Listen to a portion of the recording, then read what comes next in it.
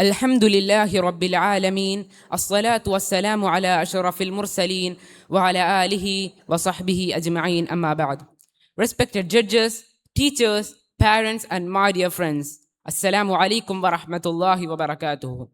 Today I stand before you to speak about land which holds the memories of prophets, years of prayers of centuries and the promise of Allah, Palestine, whose soil has absorbed both the tears of sufferings and the hope of promise.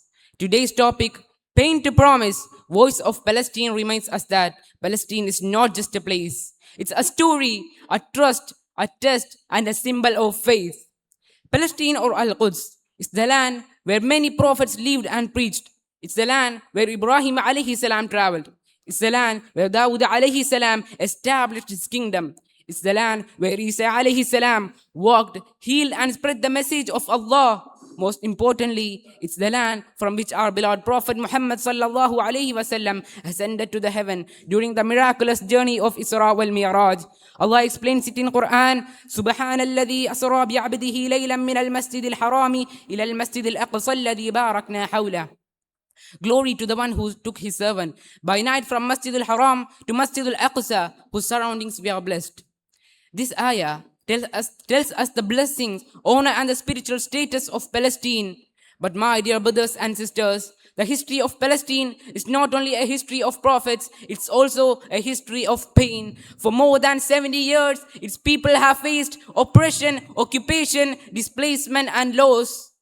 Prophet Muhammad sallallahu alaihi wasallam said something profound about being one united body. He said, مثل المؤمنين في تبادهم وتراحمهم وتعاطفهم مثل الجسد إذا اشتكى منه عضو تداعى له سائر الجسد بالسهر والحمى.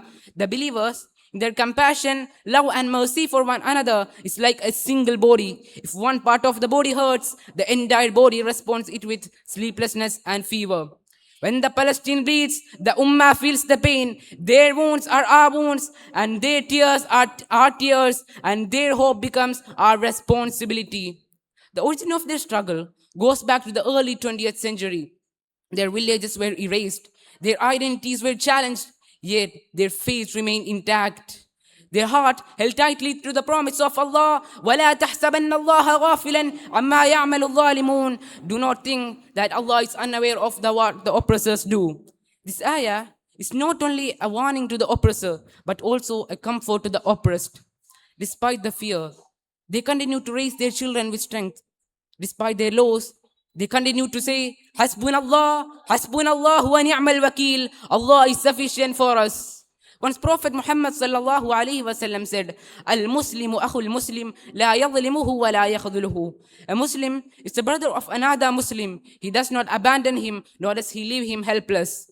This hadith reminds us that our role is not simple to feel sad for Palestine. We may not be able to stand physically in Al-Quds, but we can stand with them through dua, solidarity, awareness, and speaking the truth wherever we are. Allah said, Kunu qawwamina bil qist.